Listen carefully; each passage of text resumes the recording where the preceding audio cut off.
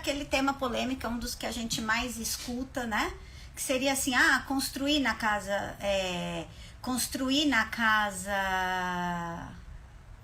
sou eu mesma, Sérgio, que dava aula de Direito de Família na TV Justiça em 2016. Vamos lá. O que é? É aquela história de construir na casa da sogra? Não é essa situação que nós estamos falando. Porque na construção, né, da casa da sogra, qual é a diferença do tema que a gente vai falar hoje? Quando a pessoa constrói na casa da sogra, ela já tem a ciência de que aquele bem é da sogra e que simplesmente ela edificou. O que é? Construiu em terreno alheio. Ela vai ter direito às benfeitorias. O que nós estamos discutindo hoje, neste caso em concreto, é quando ele compra o bem em nome de terceiro, né? Pode ser até o terreno mesmo na casa da sogra, né? Como se fosse casa da sogra, e que ele... eu tô muito diferente? Que bom. E aí o que acontece? Ele pode até comprar esse terreno e pôr no nome da mãe para depois construir. Então o que é? Como que a gente prova, né? Que neste caso a partilha de bens deveria ser feita e tal. Então vamos voltar num raciocínio, colocar num raciocínio. Então eu vou lá, casei em 2010, e aí todos os bens que foram comprados depois deste casamento, nunca estão no nome da pessoa. Você não tem ciência, por exemplo, de que se está no nome do outro ou não. Você é casada em comunhão parcial de bens. Para comprar, a gente não precisa da assinatura do cônjuge, ok? Para assinar, a gente não precisa da assinatura do cônjuge, a gente precisa para vender, mas para adquirir não precisa. Então, você não fica sabendo exatamente como que está a questão do patrimônio. Não tem curiosidade de fazer uma pesquisa, você confia cegamente naquela pessoa a respeito do patrimônio, né? E quando você vai ver, no final do casamento, em 2022... exatamente 12 anos depois, né, que a gente deu o exemplo de que o casamento começou lá em 2010, você vai olhar, não existe nenhum bem em nome do seu ex-cônjuge. E aí, o que acontece? Quando você vai ver, tá tudo no nome da sogra, do sogro, do cunhado, né? Ele foi colocando em nome de terceiros. Para quê? Para justamente, como não fez um pacto antinupcial, não definiu um regime de bens diversos ali, ele resolveu começar a comprar em nome de terceiros para justamente evitar essa partilha. E aí, como que você vai conseguir comprovar? Tem algumas questões. A gente vai ter que fazer primeiramente uma pesquisa, né, em relação ao CPF, principalmente em questão de bens imóveis. A gente vai ter que fazer uma pesquisa de CPF para saber o que está ou não está matriculado, né, dentro dos cartórios de registro de imóveis, se existe ou não existe algum imóvel ali matriculado no nome deles, né, para fazer uma pesquisa de bens. E aí eu vou começar falando dos bens imóveis, ok? Porque depois dos bens móveis, a gente vai ter que fazer, uma maneira diferente que a gente tem que fazer essa pesquisa. Então, o que acontece? Você vai fazer uma pesquisa, não acha nada. O que você teria que fazer, né? Ter ali pesquisar, se você desconfia de que este patrimônio, por exemplo, foi adquirido em nome do cunhado, ou em nome mesmo do sogro e da sogra, você vai ter que fazer uma pesquisa no nome dessas pessoas, do mesmo jeito que você faz o quê? Com o CPF do ex-cônjuge, você vai fazer uma pesquisa a respeito desses bens em nome dessas pessoas e descobrir ali quais são as matrículas existentes em nome dali e puxar, né? Cada uma das matrículas vai trazer o histórico de quando foi comprado. E aí você fala assim, tá, Ana, mas até aí o sogro e a sogra não poderiam ter, né, dinheiro suficiente para adquirir esses bens ao longo? Óbvio, né, que se esse sogro e essa sogra tiverem uma condição financeira estável, tiverem renda, tiverem, por exemplo, uma empresa, que muitas vezes acontece, uma empresa familiar, e eles estiverem acostumados a adquirir bens, vai ser muito difícil vocês pegarem. Mas eu tô falando dos casos que muitas vezes esse pai e essa mãe possuem renda de salário mínimo de aposentado, ou não possui renda, ou possui ali um salário mais baixo, de um cargo mais baixo, que faria o quê? Que não dá renda suficiente para comprar, por exemplo, um imóvel à vista dentro desse período. E aí o que vai ter que acontecer? Então você vai ter ali uma indução, né? Não é bem uma indução, como que eu falaria? Você teria ali gente, me fugiu a palavra. Mas você teria ali um rastreio, pelo menos minimamente uma suspeita de que aquele bem não foi comprado com os rendimentos deles. E aí, dentro de um processo litigioso, porque não vai ter jeito de ser no consensual, porque a pessoa nunca vai abrir, se ela já fez a situação para esconder os bens de você, ela não vai abrir isso num possível acordo. O que vai acontecer? Você já, dentro de um litigioso, você vai ter que demonstrar para o juiz exatamente essas situações, que o sogro e a sogra são assalariados, que o cunhado está desempregado, que eles não teriam condições de ter renda, de que o marido tem um cargo bom, aufere renda, que faz, e pedir quebra de sigilo bancário, não só do marido como dos terceiros, desse período todo. Por quê? Porque com certeza existe a transferência bancária de uma conta para outra. Então você vai lá, entrou, por exemplo, um bônus da empresa em 2015 de 200 mil reais, ele pegou esse bônus, para você não ficar sabendo de aplicação nem nada, ele não vai deixar aplicado na conta, porque é muito fácil, né? O que ele faz? Ele pega esse bônus de 200 mil reais e transfere, por exemplo, para a conta da mãe. Pronto, a gente já fez o caminho. A gente precisa pedir para o juiz fazer a quebra do sigilo do IR, demonstrando justamente nesse passo a passo desse IR do quê? Do sogro e da sogra, para demonstrar se eles declararam a compra deste bem, se eles tinham dinheiro anterior. Vocês entendem? O bem imóvel, né, dentro dessa situação, é muito fácil de você rastrear. Não existe um milagre. Você demonstrando para o juiz, você trazendo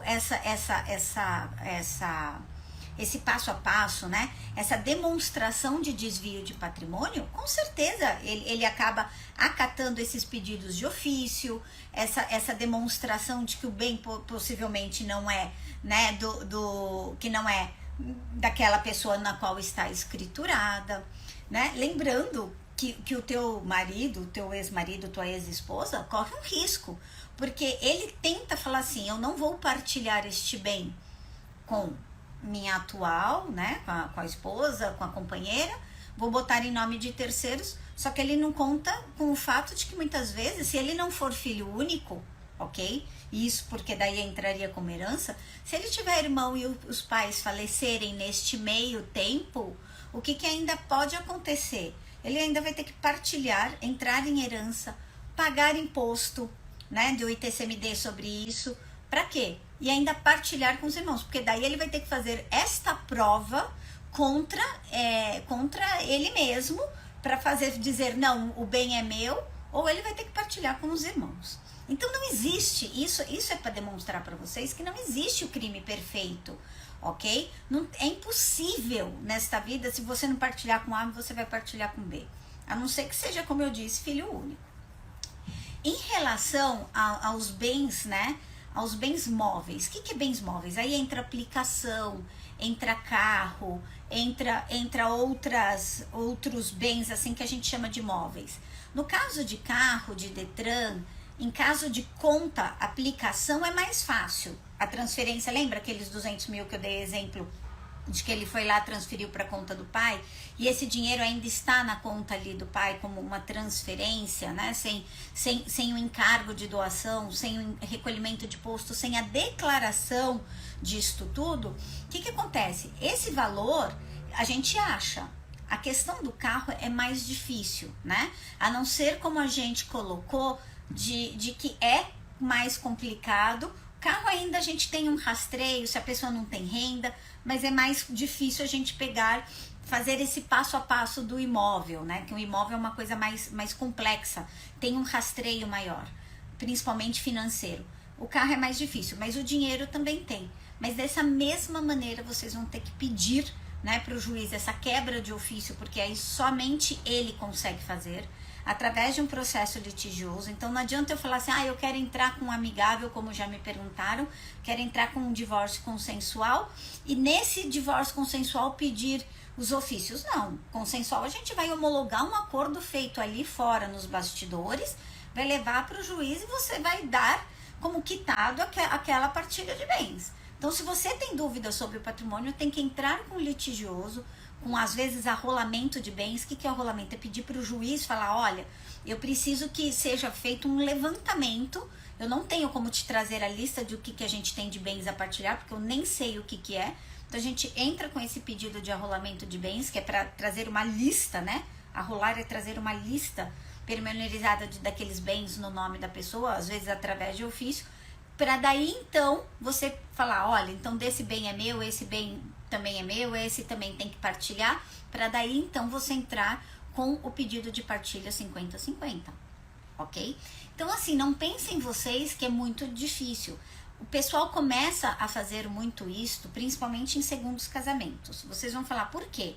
Porque no primeiro, todo mundo acaba casando na comunhão parcial, coloca lá os bens. Quando sai do primeiro casamento, sai às vezes com um patrimônio.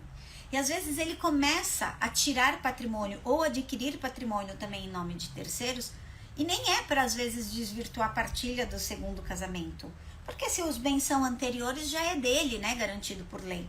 Sabe para que é? É para evitar às vezes até pensão alimentícia, né? Para não dizer, olha, eu tenho um patrimônio gigante. Então ele começa a dizer, né, se faz de coitadinho para que não pegue justamente na pensão alimentícia. Então o que ele faz? Ele começa a adquirir, tem um padrão de vida mais baixo justamente para não ser pego na partilha. Entenderam qual é a sacada da coisa? Então, o que acontece? Você tem que ir observando, né? Se você desconfia, né? Principalmente quando tem muita movimentação bancária, a pessoa é autônoma, com empresa, recebe bônus, tem alguma coisa, você tem que sempre estar de olho, né? Nessa questão do patrimônio. Porque dentro de uma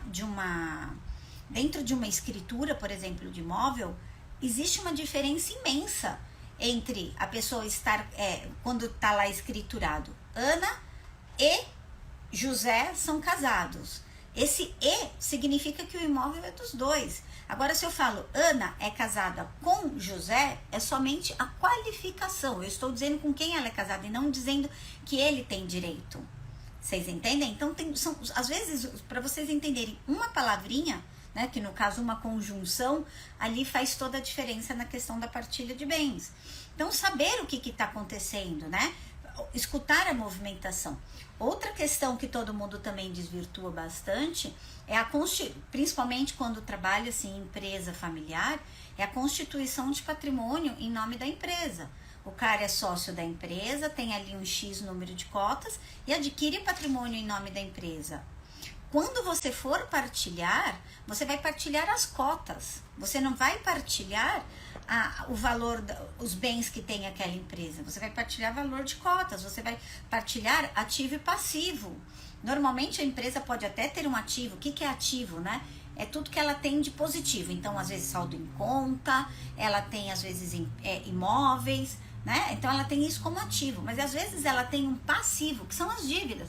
Questão de uma dívida trabalhista gigante, ela tem folha de pagamento, ela tem uma série de situações ali do passivo que aquela empresa, sabe, é continha de mais e menos. Quanto eu tenho, quanto que eu devo, quanto é que faz essa conta no equilíbrio, e a partir da conta deste equilíbrio é que essa empresa vai valer e é o que você vai partilhar. Então você acabou perdendo. A empresa tem um monte de ativo que não é do seu ex-cônjuge, não é do seu ex-companheiro. Vai ser daquela pessoa, né? Vai ser daquela empresa, daquela PJ, CNPJ, né? Que é aquele número. A gente tem CPF. É uma personalidade, não é da empresa em si. Vocês estão entendendo? Então a gente precisa tomar muito cuidado com as coisas que assina, com as coisas que estão acontecendo, não ser alienados. Mas principalmente a gente precisa entender, antes mesmo de casar, sobre que regime que regime de bens que a gente está casando, o que aquilo implica. Gente, mais uma vez eu falo para vocês, não está ligado o amor que a pessoa tem aos bens que você atrela. Você está casando pelos bens ou está casando pela pessoa? Você está casando pelos bens, você vai realmente ter problemas, você vai ter que correr atrás de contrato, de pacto, de tudo. Porque a questão aqui não é, as obrigações entre cônjuges Depende muito do que vocês vão fazer em relação a pacto. Então, por isso que precisa tomar cuidado. Deixa eu ver o que o Maicon colocou. É fato que na partilha de bens, no caso da Minha Casa Minha Vida, a casa passa a ser da mulher, mesmo que o imóvel esteja no nome do marido? Então, Maicon, essa é uma questão de legislação, tá? É uma legislação, salvo engano, de quando Mário Covas ainda era governador, ou até o André Franco Montoro. É coisa bem antiga mesmo, quando foi criado esse projeto da Minha Casa Minha Vida, justamente por muitas mulheres ficarem, né, sendo arrimo de família, que os homens iam embora dessa situação da ilegalidade da união estável, né? Não é ilegalidade no sentido de não ser reconhecido e esse homem ir embora, ou deixasse ela na rua, né, com os filhos. Eles colocaram uma legislação de que existia, assim, na questão da compra, de que a casa ficaria para ela em relação a isso. Eu vou confessar para você uma coisa, eu não tenho certeza se essa legislação caiu ou não, ok? E outra coisa, muita gente agora tem feito contrato, faz esse, justamente porque o sistema de financiamento deles é todo cheio de 9 horas, é uma legislação muito própria. O que eles faziam? Eles não permitiam a compra e venda dos imóveis. Hoje, o que acontece na maioria desses imóveis na compra e venda, né, ou até mesmo na partilha, ela é feita de maneira de contrato de gaveta, que a gente chama, contrato de compra e venda, que não é levado a registro. Então, muitas vezes, hoje, o que a gente vê é passando, sabe? Às vezes a gente vê o pessoal falando assim, olha, meu pai ou minha mãe faleceu, deixou um contrato CDHU, nós somos os terceiros ou quarto donos e o contrato ainda está no nome do primeiro. Como que a gente faz para regularizar? Então, a gente faz, na realidade, uma cessão de direitos hereditários, não é nem um inventário em si, como se fosse matrícula, porque o bem não está matriculado no nome até daquele falecido. Entendeu? Então, aí tem que procurar a legislação para verificar certinho. Depois eu posso perguntar e eu vou dar uma pesquisada, é uma boa coisa, e depois eu te falo, tá bom? Vamos lá, fui casada em comunhão universal de bens, ainda não houve a partilha, mas ele coloca tudo no nome da empresa. Eu posso pedir esses bens ou só as cotas? Ele é o único dono. Então, Ana, no teu caso é um caso diferente, porque você é comunhão parcial de bens, é comunhão universal. Nesse caso, se divide 100% de tudo. Se a empresa está, você vai dividir inclusive a empresa, o balancete, entendeu? Dessa empresa. Então, não só as cotas, mas os bens que estão ali dentro, e você, neste caso, vai ter que ver. O que você não entraria é como sócia da empresa, mas nesse caso você tem que fazer. Tem que pegar um advogado bom, hein, Ana? Porque a divisão de partilha de empresa é bem complicada, tem que ser feito um balancete, porque o balancete muitas vezes que os contadores fazem não são fidedignos, não são reais, entendeu? Justamente para essas situações, para proteger a empresa, precisa ver o que o contrato social dessa empresa fala. Você não é sócia porque a legislação não permite que marido e mulher, pela comunhão universal de bens, sejam sócios, justamente por causa da proteção dos bens, ok? Então tem que ver, você tem que procurar um advogado muito bom em partilha para trazer sua situação para análise, para brigar. Você segura muita coisa aí num litigioso, combinado? Nesse caso é bom o suporte de um advogado empresarial, sempre, né, Guilherme? Eu trabalho muito com planejamento sucessório, que não é somente a gente analisa, né, não só a questão familiar da sucessão, mas nós colocamos também a questão empresarial, societária, faz uma análise em geral, ok? Tá bom? Ana, se precisar, me liga. E ó, Guilherme, quando você tiver alguma coisa que você precisar também, liga, a gente faz parceria sempre, a gente tá sempre também definindo aí. Porque quando a gente tem, né, por exemplo, questão de holding, né, vou colocar para vocês, né, na questão empresarial da partilha de bens dentro de holding, quem faz uma holding com blindagem patrimonial grande mesmo, coloca regra sucessória e regra para partilha de bens dentro do contrato social. E aí, neste caso, a gente tem que obedecer o contrato. Prevalece o contrato em relação às questões, entendeu? Então a gente fica muitas vezes na mão disso. Então é aquela questão que, se a pessoa está bem orientada, não existe blindagem 100%, ok, gente? Isso eu falo até como planejamento.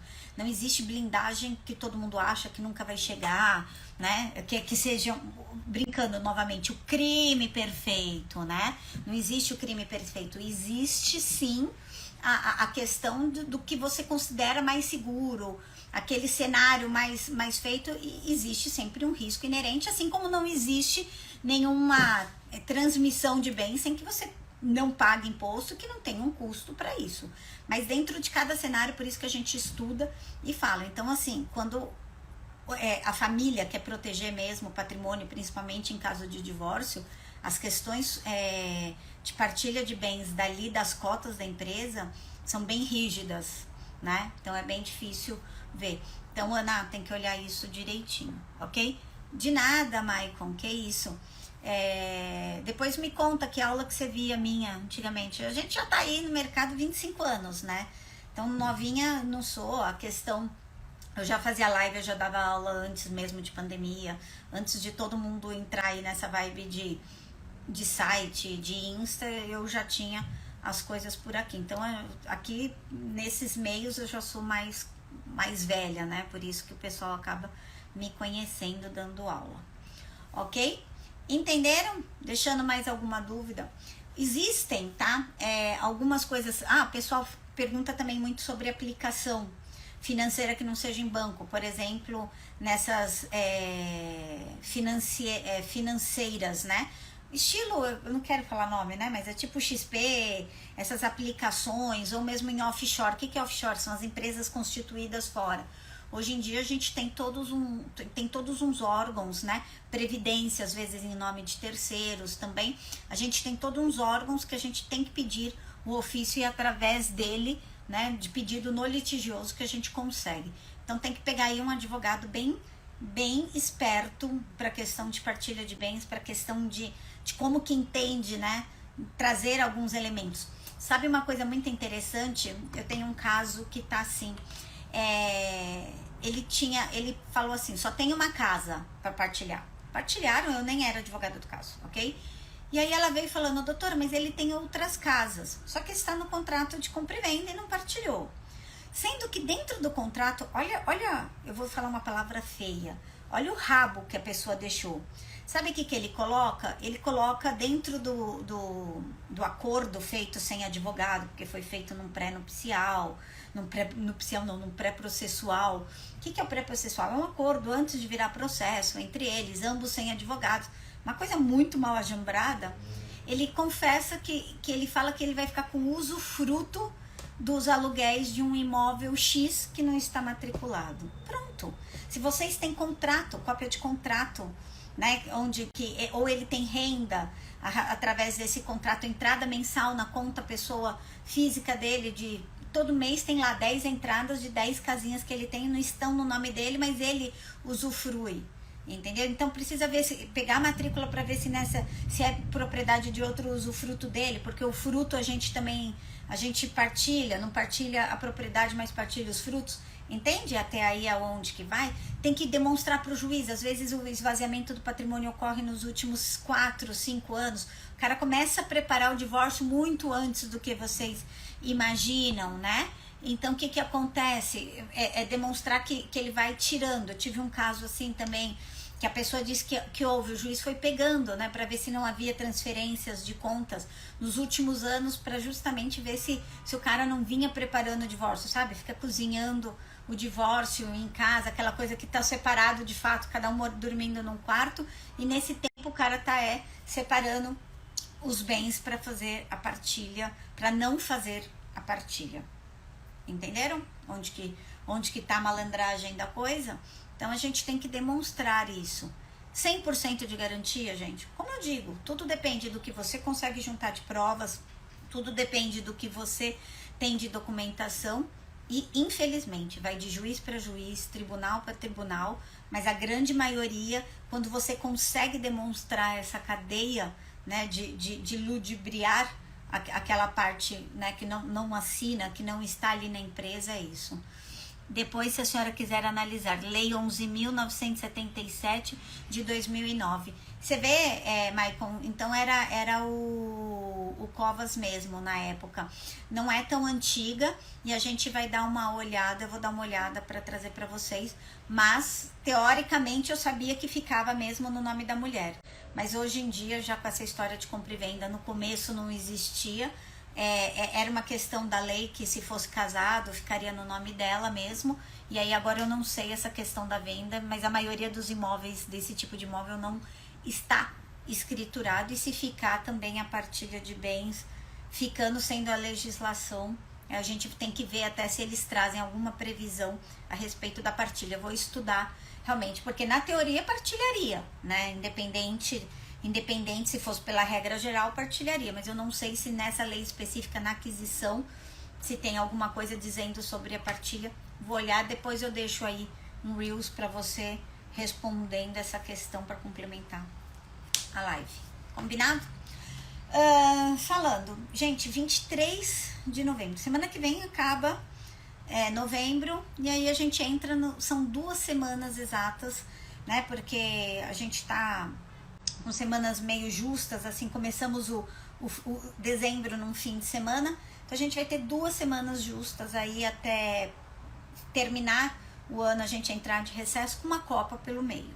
Imagina, né? Pra gente da justiça tá uma delícia. Amanhã todo mundo para a 1, segunda-feira não tem expediente forense, então a gente tá super complicado. Então a minha próxima live provavelmente vai ser uma em dezembro, ok? Já sempre com aquele tema, trazendo alguma coisa. A não ser que apareça uma live com a Larissa ou com algum convidado que apareça, surja aí alguma coisa mais feita. Senão, a próxima live realmente já é a live de final de ano.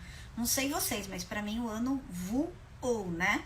Brincadeiras à parte, a gente não sabia se decorava a casa para a Copa, ou a Copa tendo em vista que termina dia 20 de dezembro, né, véspera de Natal, ou se vocês decoraram a casa para fins de ano com Papai Noel.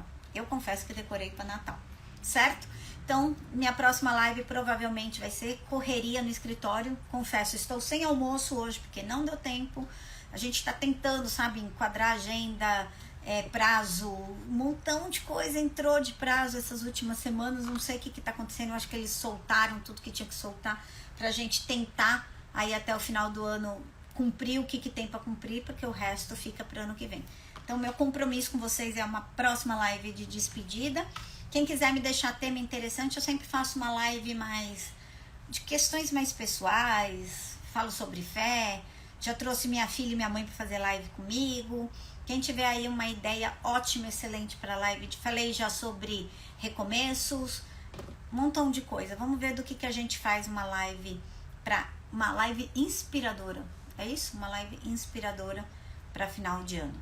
Para quem não me segue, nós estamos temos site, Insta, Face, YouTube, LinkedIn, ok? Deixe curtir, sempre material todos os dias no nosso Insta, tem bastante coisa. No Face é super bombado, assim, tem todas as coisas, vão para lá. Todo o material, vocês acham inúmeras coisas, podcast, vocês acham entrevista, vocês acham reportagem, vocês acham um montão de coisa dentro do site, um montão de informação, live. Eu acho que eu vou dar uma contada, pedir pro pessoal do marketing contar, mas se bobear a gente já tá batendo, já passou da 100, eu tá batendo a 100. Já, entendeu? Bastante coisa, bastante material vocês acham aqui, tá bom?